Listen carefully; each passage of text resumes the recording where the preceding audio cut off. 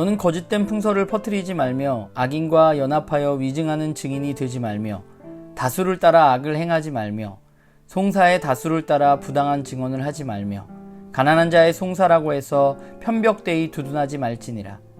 내가 만일 내 원수의 길 잃은 소나 나귀를 보거든 반드시 그 사람에게로 돌릴지며 내가 만일 너를 미워하는 자의 나귀가 짐을 싣고 엎드러짐을 보거든 그것을 버려두지 말고 그것을 도와 그 짐을 부릴지니라. 너는 가난한 자의 송사라고 정의를 굽게 하지 말며 거짓 일을 멀리하며 무죄한 자와 의로운 자를 죽이지 말라. 나는 악인을 의롭게 하지 아니하겠노라.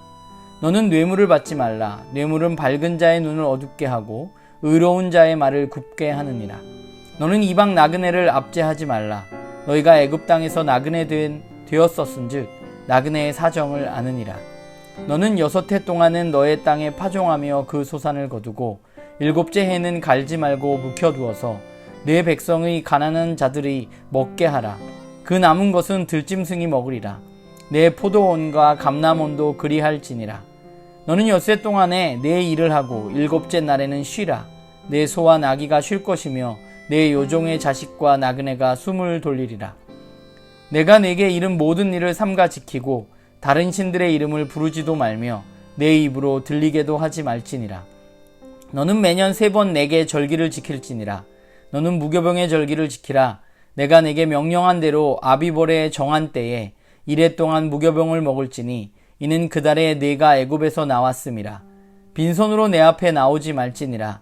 맥추절을 지키라. 이는 내가 수고하여 밭에 뿌린 것의 첫 열매를 거둠이라. 수장절을 지키라. 이는 내가 수고하여 이룬 것을 연말에 밭에서부터 거두어 저장함이니라. 내 모든 남자는 매년 3번씩 주 여호와께 보일지니라. 너는 내 제물의 피를 유교병과 함께 드리지 말며 내 절기 제물의 기름을 아침까지 남겨두지 말지니라. 내 토지에서 처음 거둔 열매에 가장 좋은 것을 가져다가 너의 하나님 여호와의 전에 드릴지니라. 너는 염소 새끼를 그 어미의 저주로 삼지 말지니라. 여러분, 오늘 말씀 같이 나누도록 합시다. 오늘 말씀은 출애굽기 23장 1절부터 19절까지의 말씀인데요.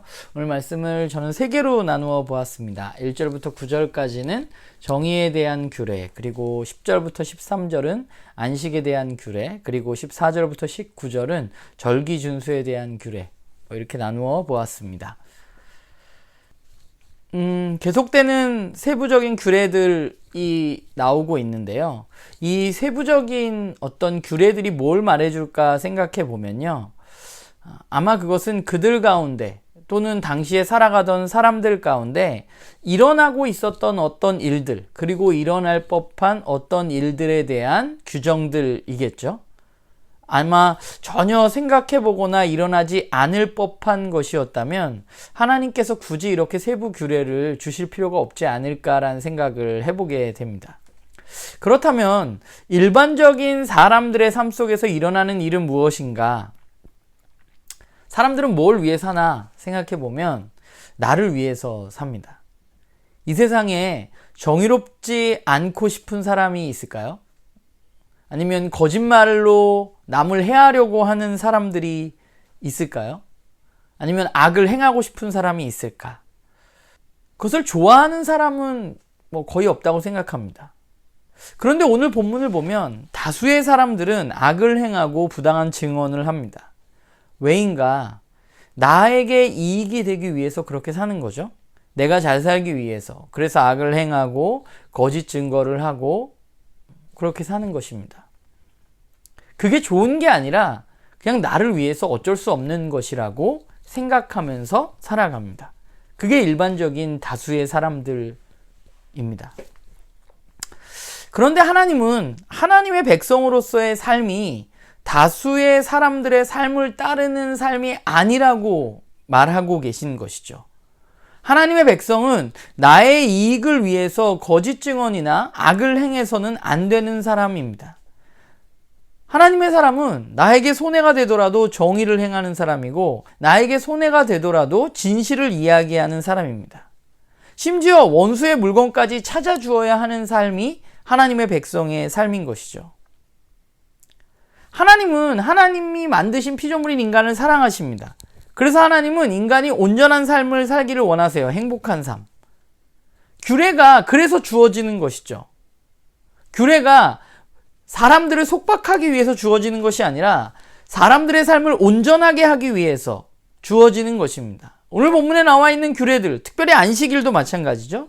하나님의 백성은 안식일과 안식년을 지켜야 합니다. 안식은 뭐와 관계가 있냐면 쉼과 관계가 있어요.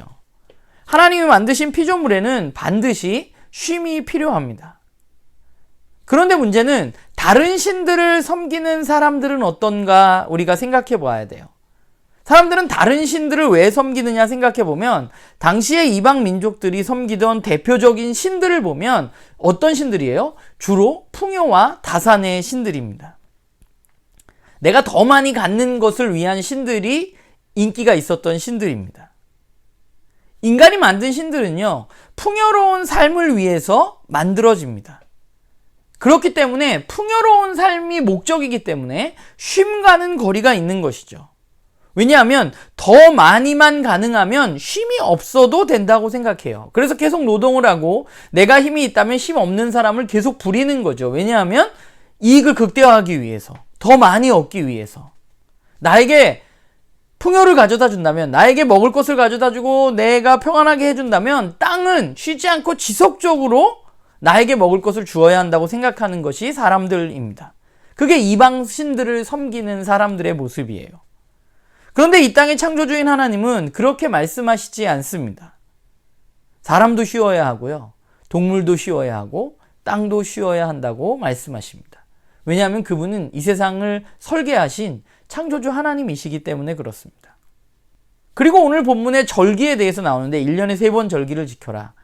3번의 절기는 어떤 것과 연관이 있냐면 출애굽한 일, 그리고 이스라엘 민족들이 추수하는 일과 관계가 있습니다. 하나님 그럼 왜 절기를 지키라고 하실까? 기억해야 하기 때문에 그래요. 뭘 기억해요? 하나님이 이스라엘 민족들을 출애굽시켜 주셨던 것, 그리고 척박한 땅에서 하나님이 먹을 것을 선사해 주셔서 추수할 수 있도록 해주신 것. 그게 어디로부터 왔느냐? 내 노력이 아니라, 내가 잘나서 출애굽한 게 아니라, 내가 힘이 있어서 출애굽한 게 아니라, 내가 농사를 잘 지어서 추수가 많은 게 아니라 하나님이 주시는 것이라는 사실을 기억하는 것이죠.